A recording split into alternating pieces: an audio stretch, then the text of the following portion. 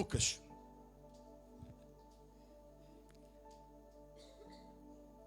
Capítulo 4.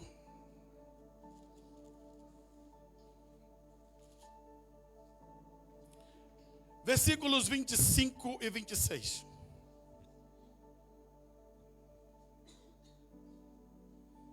Evangelho de Lucas, capítulo 4, versos 25 e 26, diz assim: Em verdade vos digo, que muitas viúvas existiam em Israel nos dias de Elias, quando o céu cerrou por 3 anos e 6 meses, de sorte que em toda a terra houve grande fome.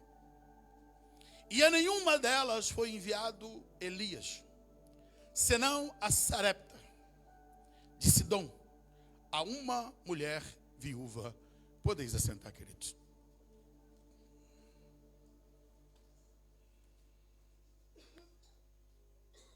Hoje eu quero vos falar sobre o Deus que cuida de nós. Todos nós, irmãos, passamos por lutas, provas, dificuldades. E por que passamos por isso, pastor? Porque estamos na terra. Deus, quando criou esse lugar,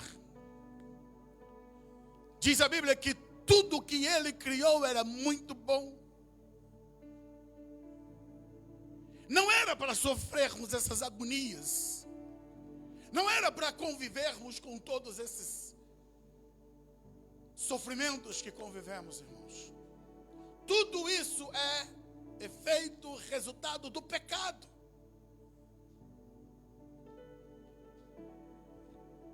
Mas a nossa esperança é que temos um céu que nos aguarda. Jesus, ele disse: eu vou preparar-vos lugar. E quando eu for e vos preparar lugar, eu voltarei e vos levarei para mim mesmo, para que onde eu estiver, estejais vós também. Esse texto bíblico que acabamos de ler, quando o Senhor Jesus, falando com aqueles em que pela qual estavam a contestá-lo, o capítulo 4 nos fala que o Senhor Jesus, ele na sinagoga em Nazaré, ele vai ali expressar aquela profecia de Isaías, verso 18, dizendo: o Espírito do Senhor está sobre mim. Ele me ungiu para evangelizar os pobres. Ele enviou-me para curar os quebrantados de coração. E o verso 20 diz que quando ele fecha o livro, ele devolve, todos os olhos ficam fitos nele. E ele diz: hoje cumpriu-se essa escritura em vossos ouvidos. Quando Jesus diz: olha, hoje cumpriu-se, todos ficaram ali perplexos. Diz o texto que eles disseram: não é este o filho de José? Como assim? Como que se cumpriu nele? No verso 24 diz: em verdade vos digo, que nenhum profeta é bem recebido na sua terra. Jesus então ele fala para aqueles que eram seus conterrâneos em Nazaré: nenhum profeta é bem recebido na sua própria terra. Eles tinham a oportunidade de ter o Emanuel junto deles, mas eles ainda assim não entenderam, não valorizaram, não compreenderam aquilo que Jesus estava trazendo como revelação, de que estava se cumprindo ali a palavra de Isaías, que o servo do Senhor, que veio para curar os quebrantados, para sarar os aflitos. E eles não entenderam, eles não compreenderam, eles não valorizaram. E aí então, Jesus, olhando para eles, vai lembrar esse fato que vamos estar falando hoje. Ele diz: em verdade, verso 25 de Lucas 4: Em verdade vos digo que muitas viúvas existiam em Israel nos dias de Elias. Escuta, igreja. É Jesus que está dizendo para os seus conterrâneos. Havia inúmeras viúvas em Israel.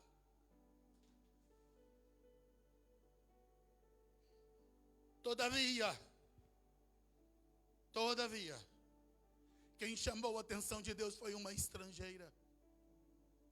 E eu já começo aqui aplicando, dizendo para a igreja: quanto tempo você tem de caminhada de fé? Quanto tempo você tem de conhecimento da palavra? E como é que está seu relacionamento com Deus? Como é que está sua intimidade com Deus? Israel, nação eleita, nação escolhida, infelizmente se perdeu por causa de Acabe e Jezabel.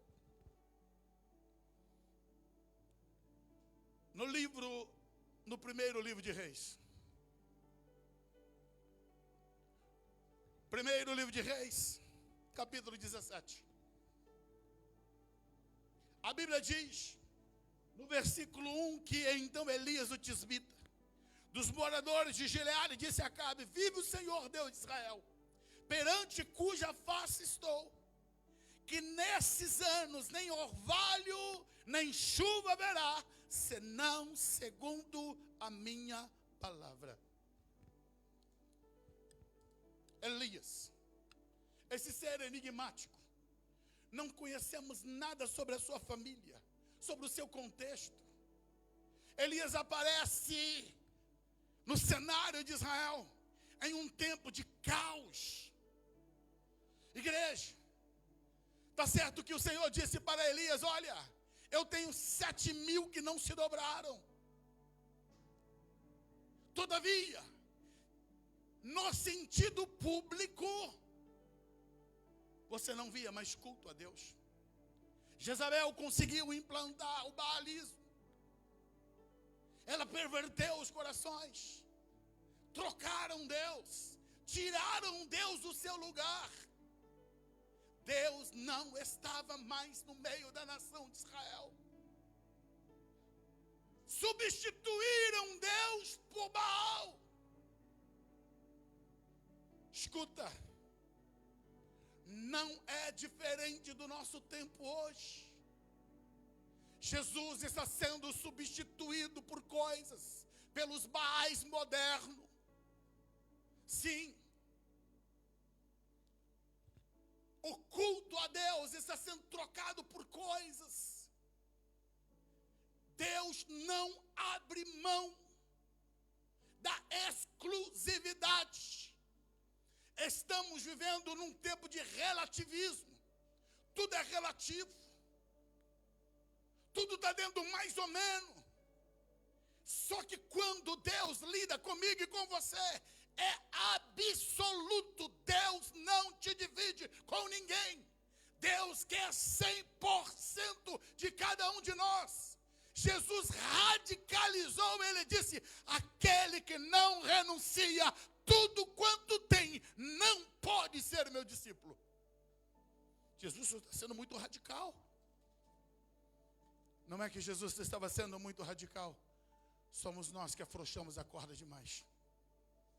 Somos nós que abrimos muitas concessões. E por essa razão convivemos hoje com o evangelho extremamente diluído. Por favor, coloca para mim. Evangelho de Lucas 14, verso 27.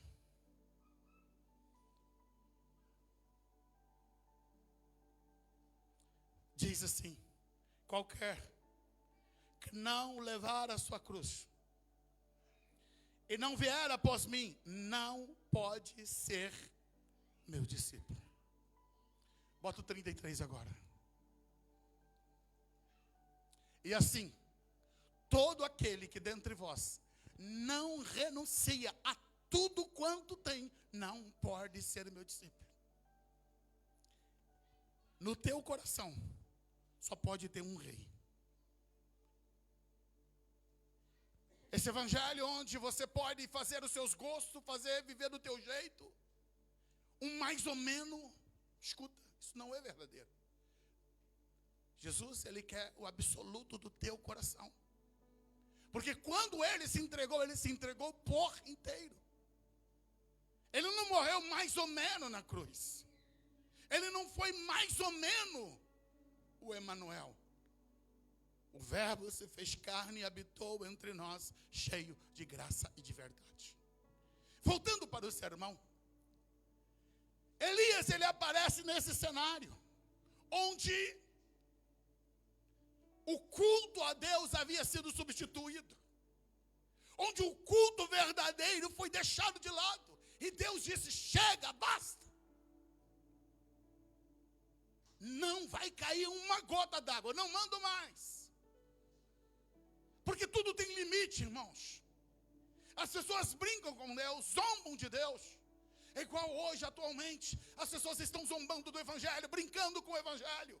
Sim, quanta sátira, quantas críticas, quanta zombaria. Escuta, quando o juízo de Deus cair sobre a terra, os homens irão se lembrar de quantas coisas que eles fizeram, blasfemando contra o Senhor. Mas já tem uma profecia. Não sei se consigo achar aqui agora. Mas em Apocalipse capítulo 6. Sim, Apocalipse capítulo 6, verso 15 e o verso 16, olha o que diz. Os reis da terra, os grandes, os comandantes, os ricos, os poderosos, todo escravo, todo livre, se esconderam nas cavernas, nos penhascos dos montes. Vira para mim. E disseram aos montes e aos rochedos, caia sobre nós e escondei-nos da face daquele que se assenta no trono e da ira do Cordeiro. Verso 17. Porque chegou o grande dia da ira deles. E quem que é que pode suster-se? Vai chegar o dia que o juízo vai chegar, em que todos esses que zombam, que brincam com a palavra, quando estiverem diante da ira do Cordeiro, eles terão que prestar conta. E quando Elias entra em cena, é para fazer uma séria correção. Deus enviava a chuva e eles diziam que era Baal. Deus proporcionava a prosperidade para o povo e diziam que era coisa de Baal. Irmãos, digo agora para os irmãos brasileiros que estão aqui na Europa, alguns já estão em outros países. Escuta uma coisa. O fato de você prosperar, de você conseguir avançar na vida, isso chama-se misericórdia de Deus. Pastor, é meu trabalho, é minha mão, é porque... Não, querido. É só Deus tirar seu oxigênio. Quero ver você fazer. É só Deus tirar a tua saúde. Quantos que estão no leito de hospital? Quem consegue esquecer Schumacher? O homem que foi campeão do mundo de Fórmula 1 durante mais de 7 vezes. Onde está ele hoje? O que ele ganhou de premiação, hoje ele gasta para se manter vivo através de aparelhos. O teu sucesso só é por causa dele e dele. Israel achava que o sucesso deles é por causa de Baal. Aí Deus fez o quê? Eu tranco o meu céu. Tá bom, então chama Baal. Vai com Baal. E durante 3 anos e meio não caiu uma gota, porque Deus disse não cai, porque eu não determino e eu não deixo cair. Durante esse período Acabe rodou e não conseguiu. O sacerdote deve ter feito tantos e tantos sacrifícios e nada ocorreu, nada aconteceu. Por quê? Porque Deus cerrou o céu. Deus fechou o céu. Deus trancou o céu. Nesses anos, nem orvalho, nem chuva haverá, segundo a minha palavra. Elias profetiza. Libera uma palavra. No verso 2, Deus diz para Elias, agora você vai sair de cena. Sai daqui. Você vai para o Ribeiro de Querite. Você vai ficar lá, vai esconder. Queridos, Deus é providencial. Há um Deus que nos chamou e há um Deus que cuida. Mas Ele não cuida do nosso jeito, da nossa maneira. Como eu vos disse no início, para mim, vivenciar o pastorado no Brasil era muito mais fácil que viver o pastorado aqui na Europa. Mas entenda, Deus tem os seus meios de fazer, de agir, de operar. Elias profetiza e Deus manda ele para onde? Sai de cena. Vai lá para o Ribeiro de Querite. Vai tomar água do ribeiro. Deus providenciou que ele ali, enquanto estivesse no ribeiro, ele seria alimentado por corvos. O verso 6 diz: os corvos lhes traziam pão e carne pela manhã, como também pão e carne à noite, e bebia do ribeiro. Ei, igreja, Deus cuida de nós. Deus cuida de você. A grande questão é que nós queremos ter caprichos pessoais. Estamos falando do profeta que foi lá falar com o rei e disse que não ia chover. E o que é que Deus preparou? Não tem hotel 5 estrelas para ele. Não tem uma mansão, não tem um duplex, não tem uma Dubai, não. Ele vai lá para a solidão de um ribeiro e sua companhia eram os corvos que trazia seu alimento pela manhã e o seu alimento à tarde. E passou meses ali. Até que, diz o verso 7, passado dias, o ribeiro se secou porque não chovia sobre a terra. O que temos aqui? Ele está onde Deus mandou ele ir. Ele está obedecendo ao Senhor. E mesmo assim o ribeiro seca. E por que seca, irmãos? Porque Deus é um Deus que vai criar etapas para mim e para você. Só existe um lugar que é eterno, no céu. Aqui na terra você vai viver etapas. Querite era momentâneo. Querite era por um tempo. Era só provisoriamente. Elias não se desespera, porque secou. O Deus que cuidou dele até aquele momento haveria de permanecer cuidando. E diz a Bíblia no verso 8 que então veio a ele a palavra do Senhor dizendo: escuta, mas essa palavra só veio depois que o ribeiro se secou. Não foi quando estava secando, não. Depois que secou, aí veio a palavra do Senhor para ele. E aqui eu digo, irmãos, que o Senhor revela algo aqui que vai além da nossa compreensão. Deus fala: olha, levanta-te. Quer dizer, dispõe-te. Se coloca em posição de mudança. Vai para Sarepta, que pertence a Sidom, e demora-te ali. Na minha versão diz: levanta-te e vai para Sarepta, que é de Sidom, e habita ali. Você vai morar ali. Você vai ficar ali. Ei, igreja. Ele sai do núcleo com Acabe. Vai para o Querite. O ribeiro seca. Deus está mandando ele para Sarepta. Pastor, qual é o problema? O problema é que Sarepta fica em Sidom. Sidom fica na Fenícia. Fenícia é terra de Jezabel. É a terra da endemoniada. Acabe está procurando Elias e Deus manda Elias para a terra de Jezabel. Vai para Sarepta. Habita ali, você vai ficar ali. Irmãos, Deus ele anda na contramão da nossa lógica. Do ponto de vista humano, o último lugar que Elias teria que ir era para Sarepta. Agora o outro ponto é que Deus está dizendo: Elias, eis que eu ordenei, eu dei uma ordem, que ali uma mulher viúva te sustente. Meu Deus. Parece que Deus aqui está brincando, mas não, irmãos. É a maneira de Deus agir para nos ensinar. Que é Ele que comanda as coisas, é Ele que faz do jeito dEle, da forma dEle, da maneira dEle. Elias agora é ordenado ir para Sarepta.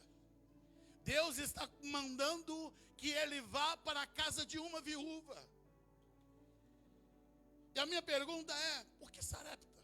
Porque Deus escolheu. A outra pergunta é, mas por que uma viúva? Posteriormente, nós vamos encontrar Eliseu sendo hospedado pela mulher sunamita. Rica. Precisava de nada. Mas Elias vai para a casa de quem? Vai para a casa de uma viúva pobre. Deus tem caminhos diferentes. Deus tem maneiras de trabalhar diferente conosco. Só precisamos entender quem controla Ele, quem manda Ele, quem ordena Ele. Por isso que a Bíblia está dizendo, eu ordenei ali para uma viúva te sustentar. Agora o profeta, ele está indo em busca de uma mulher que haveria de sustentá-lo. Mas a Bíblia está dizendo que esta mulher, ela é uma viúva. E agora se nós apanharmos com aquilo que Jesus disse em Lucas 4, afinal de contas, quantas viúvas que havia no território de Israel? Quantas mulheres viúvas que poderiam abrigar Elias ali? Escuta, nenhuma delas se encaixava dentro do perfil daquilo que Deus queria. Sabe por que muitas vezes as coisas não acontecem conosco? É porque nós não estamos encaixando dentro do perfil daquilo que Deus quer para trabalhar. Não é que Deus não quer te usar. Não é que Deus não está contando com você. O problema é que às vezes é o teu coração que não está se inclinando para fazer conforme Ele tem a fazer. É Jesus que disse. Quantas viúvas que havia em Israel, e Deus vai escolher uma lá. Fenícia, pagã. Ela chamou a atenção de Deus. Essa mulher, que já vivia o drama de ter perdido o seu marido, era rica? Não. Essa mulher não é rica. Essa mulher está passando por sérios problemas também devido à seca. E Deus está dizendo que ordenou que ele ficasse ali na casa daquela mulher. O verso 10, a parte A do versículo diz, então ele se levantou e foi a Sarepta. Poderíamos, irmãos, dentro desse texto, aprender tantas e tantas coisas, mas eu quero sintetizar para fecharmos o sermão. Olha para o texto. O que nós temos a aprender aqui, irmãos? O princípio da obediência. Elias era um homem experiente. Sim, ele tinha uma experiência com Deus. Mas a Bíblia está dizendo, ele se levantou e foi para Sarepta. Ele não foi questionar Deus, Senhor, talvez o senhor esteja esquecendo, deixa eu lembrar o Senhor, que lá é terra da Jezabel. O pai dela é de lá. Se o senhor me colocar lá, eles vão me achar. Não, irmãos. Aquele que habita no esconderijo do Altíssimo, a sombra do Onipotente descansará. Ninguém te acha quando você está no esconderijo do Altíssimo. E ele se levantou e foi para Sarepta. Agora vem a outra questão. Qual é o GPS dele? Não tem, irmãos. Hoje é fácil. Eu quero encontrar com o irmão. Eu digo assim, manda a localização para mim, irmão. Até porque eu sou ruim de endereço. Eu boto no GPS e vou para qualquer lugar, mas só com GPS. Se falhar o GPS, não chega a lugar nenhum. E Deus falou com Elias, Elias, você vai para Sarepta que tem uma mulher que vai te sustentar. Se eu quero encontrar com alguém, eu mando assim, olha, me diga com que roupa que você está, manda uma foto, aí é fácil você achar.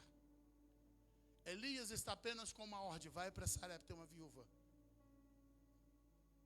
Quantas viúvas havia em Sarepta? Quantas viúvas havia em Sidom? Queridos, o Deus que dá ordem para nós é o Deus que nos guia, é o Deus que nos conduz. Se você obedecer a Deus, você não vai se perder no caminho. Você não vai ficar confundido nem desnorteado. Elias não saiu batendo em todas as portas para perguntar: vem cá, foi você que Deus ordenou para cuidar de mim? Não. Deus coloca e Deus promove encontros. Diz a Bíblia que quando ele chegando à porta da cidade, eis que estava ali uma mulher viúva. Deus promoveu o encontro. Deus promoveu a situação. É Deus que faz. A minha vida, a tua vida, será dirigida por Deus quando nós nos submetemos a Ele. Mas por que houve esse encontro? Porque Ele se levantou e foi. Deus não erra no horário, Deus não se atrasa. Nós que arranjamos problemas, irmãos. Deus manda fazer hoje, nós vamos amanhã. Amanhã ela não está lá mais. Amanhã essa viúva não estaria mais. Semana que vem ela não estaria ali. Por quê? Porque ela só tem comida para um dia. Então não dá para ser semana que vem, não dá para ser o mês que vem. Tem que ser no tempo de Deus. Nós às vezes obstruímos aquilo que Deus tem para nós. É porque nós não temos prontidão de obediência imediata. A procrastinação tem sido um dos grandes e piores problemas para os cristãos, porque sempre estamos adiando. Depois eu me dou, depois eu leio, depois eu oro, depois eu estudo, depois eu jejuo, depois eu evangelizo, depois eu me dou. Sempre estamos jogando para depois, quando o tempo de Deus é o hoje. Então Elias, ele vai no tempo que o Senhor o mandou. E a Bíblia está dizendo que eis que estava ali uma viúva apanhando lenha.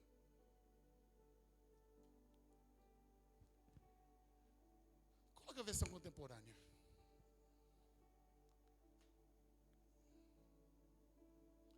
Tem uma versão, acho que é Viva, ou é a Viva contemporânea, que diz que ela estava apanhando gravetos. Escuta bem. Pastor, mas qual é a diferença? A diferença é: ela não tinha que acender um forno grande. Ela não precisava de muito fogo. Ela não precisava de muita madeira. Até porque ela não tem muita coisa para cozinhar. E eu fico a pensar que essa mulher, quando ela saiu de casa, ela tinha em casa um pouco de azeite e um pouco de farinha de trigo apenas. Ela sai de casa, deixa o seu filho e vai buscar gravetos. E qual é o propósito dela? Ela vai buscar para acender o fogo, fazer um bolo, comer. E acabou. Não tem mais, não tem esperança, não tem para onde recorrer. Findou, fechou. E eu penso que essa caminhada, essa trajetória dela, de apanhar gravetos, talvez seu coração sangrando e apelando: se tem um Deus, além dos que eu creio, que pode me socorrer, me socorra, Deus. Faz alguma coisa. Assim como o povo de Atenas, orando ao Deus desconhecido. Pois ela não conhecia, ela não tinha intimidade com o Deus de Israel. Mas ela tem um clamor ali dentro que chama a atenção de Deus. E Deus promove encontros, irmãos, enquanto essa mulher está na agonia da dor de buscar a lenha para fazer o seu último momento com seu filho, Deus está enviando um profeta.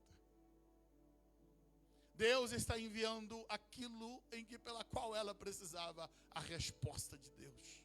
Tua resposta está vindo. O choro pode durar uma noite, mas a alegria ela vem pela manhã. Deus, Ele cuida de nós nos pormenores da nossa vida. E diz a Bíblia ali que eles se encontraram. E Ele chama aquela mulher e disse: peço que me traga um copo de água.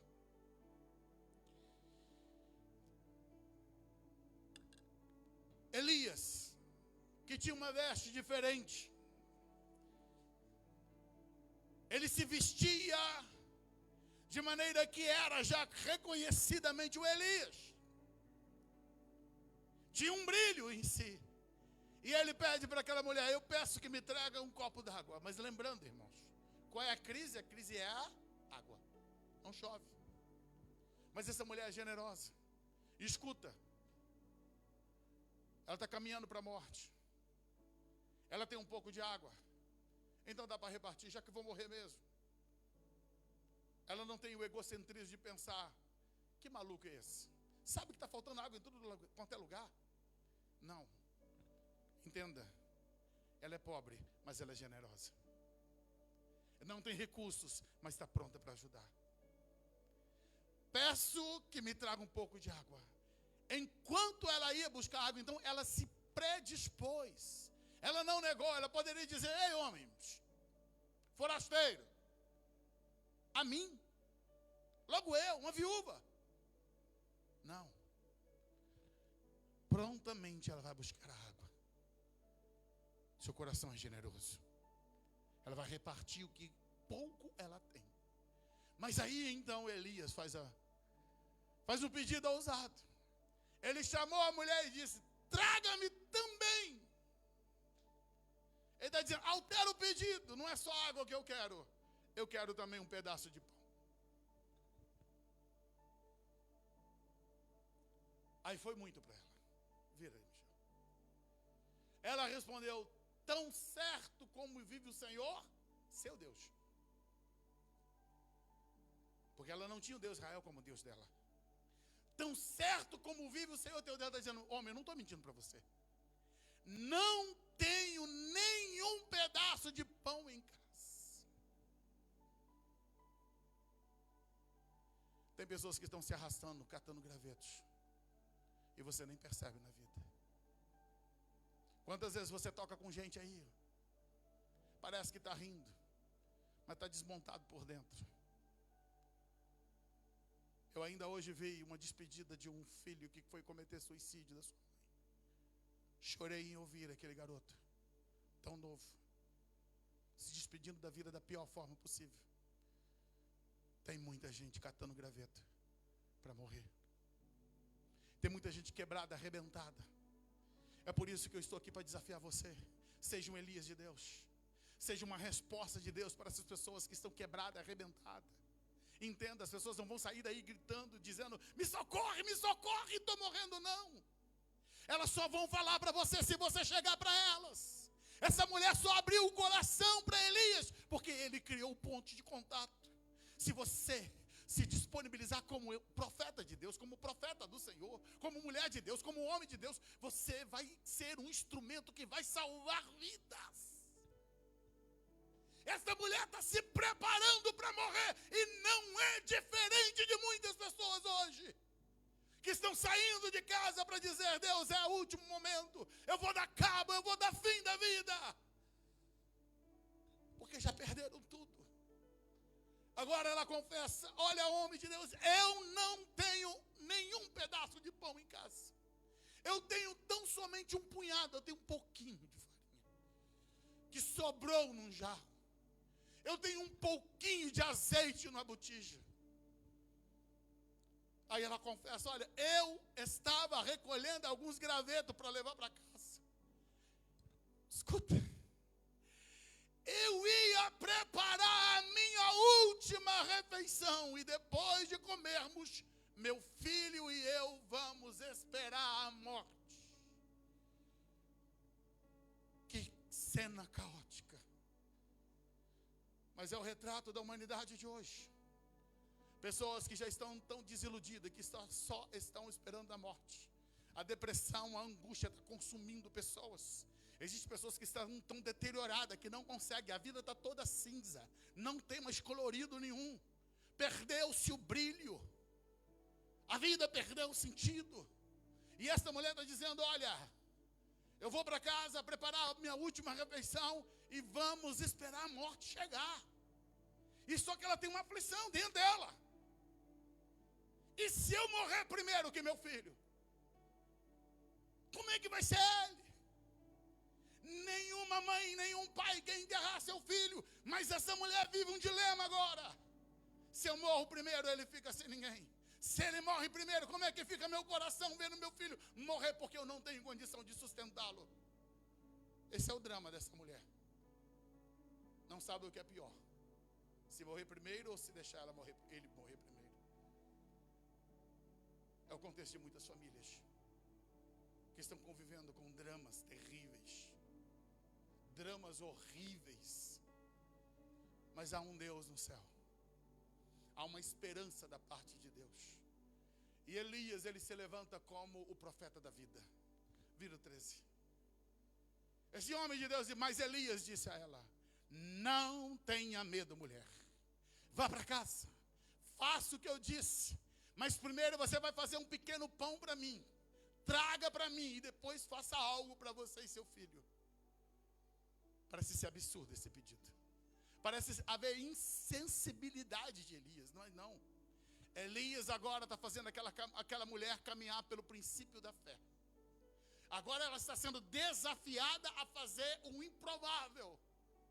Elias diz: olha, você só tem um pouquinho de farinha, você só tem um pouquinho de azeite, você vai preparar um pão. Vai trazer primeiro para mim e depois você vai fazer para você e seu filho. Ela teria que responder e dizer: homem de Deus, você sabe que não dá. Não dá para um, como é que eu vou fazer 3? Mas Elias está dizendo: vai lá, faz. Faz primeiro para mim, depois você vai fazer. Vira o 14. Porque assim diz o Senhor, o Deus de Israel: a farinha no jarro não se acabará, o azeite da botija não faltará, até o dia em que o Senhor enviar a chuva sobre a terra. Ele lança uma palavra profética. Ele lança uma palavra de esperança, dizendo: olha, assim diz o Senhor, o Deus que você não conhece, o Deus de Israel está liberando uma palavra para a tua casa. Não vai faltar farinha na tua casa, não vai faltar azeite na tua casa. A morte está sendo excluída, a morte está sendo expulsa. A tua casa está sendo liberada uma palavra de vida. Elias, como homem de Deus, está se levantando como voz de esperança. Ele ainda não tinha visto o menino, mas ao chegar em casa, imagina o menino dizendo: e aí, mãe, vai fazer nosso bolo? Sim, meu filho, mas depois que eu fizer para o profeta. Você que é mãe, imagina o que seu filho ia perguntar para você. Você que é pai, imagine você dizer para o seu filho: olha, só dá para fazer um. E nós vamos fazer esse aqui e vamos entregar. Porque Deus vai cuidar. Foge a lógica, né? Sim, tem hora que Deus nos coloca na prova, irmãos. Tem hora que Deus vai colocar para provar o nosso coração. Vira para mim terminar. E a mulher fez conforme Elias disse. E ela, Elias e o filho dela continuaram comendo do suprimento de farinha e de óleo enquanto foi preciso. Não foi só aquela refeição, foi no outro dia, na outra semana, no próximo mês, até o dia que Deus determinou que ele fosse apresentar e fosse cair chuva, de maneira que não tem como explicar. O pote onde havia farinha, ela tirava, fazia. Quando voltava, tem mais. Ela pegava o azeite e utilizava, e quando voltava, tem mais. Tem um Deus que é provedor, tem um Deus que é sustentador. Se coloque de pé. Feche seus olhos. Eu quero profetizar na tua vida. Não vai faltar farinha na tua casa. Não vai faltar o azeite na tua casa. Há um Deus que cuida de você. Há um Deus tremendo que pode fazer milagre na tua vida. Eu não sei o que você passa. Eu não sei o que está ocorrendo. Mas eu quero dizer para você que o Deus eterno, que o Deus poderoso, esse Deus vai agir na tua vida hoje.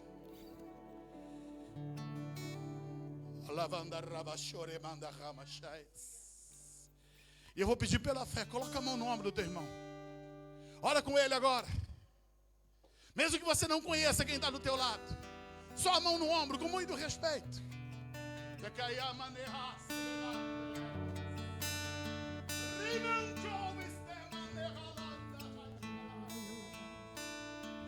Há um Deus que vai repreender a morte.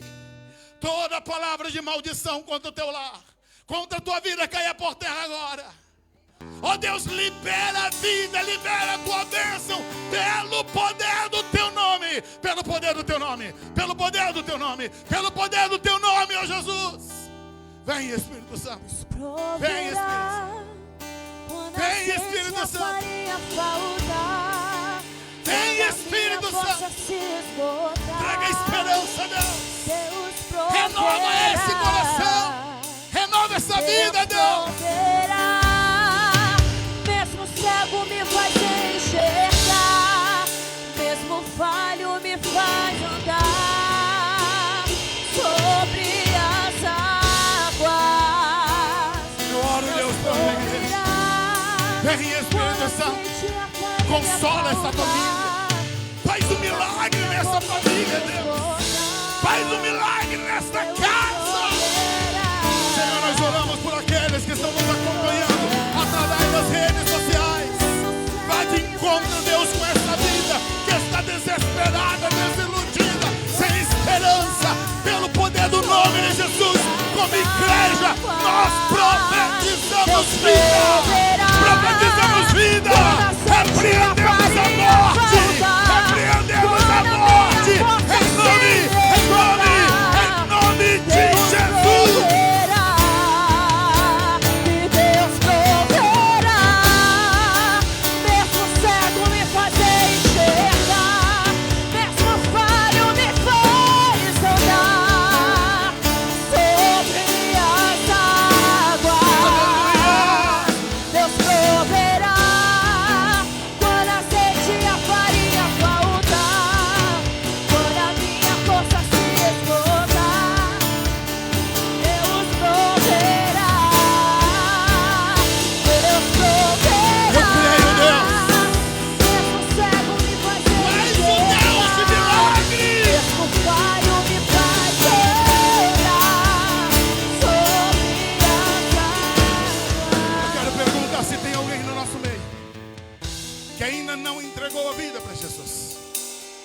Afastado do Evangelho, que quer assumir um compromisso com Jesus hoje.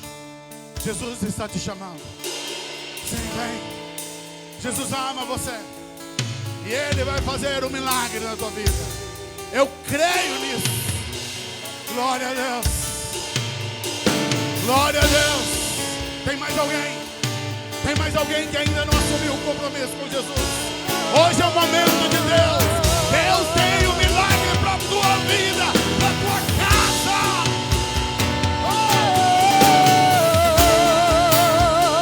Hoje é noite de milagre, de reconciliação. É noite de recomeço. Tem um Deus que faz milagre. Tem um Deus que cuida de nós.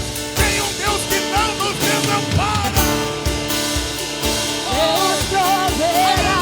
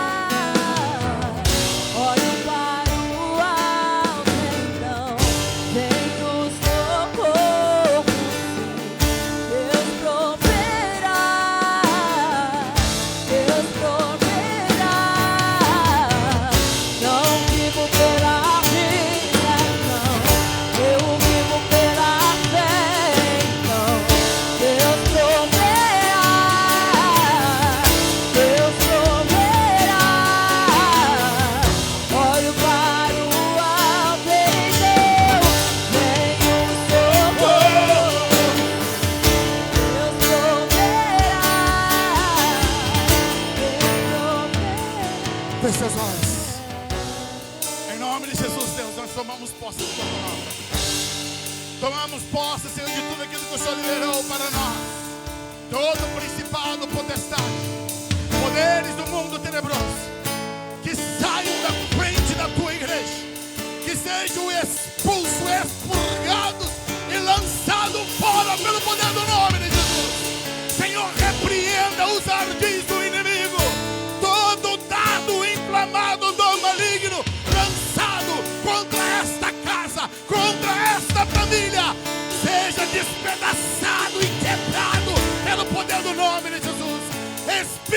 de morte nós te repreendemos em nome de Jesus. No nome de Jesus, nós profetizamos vida, vida, vida e vida em abundância.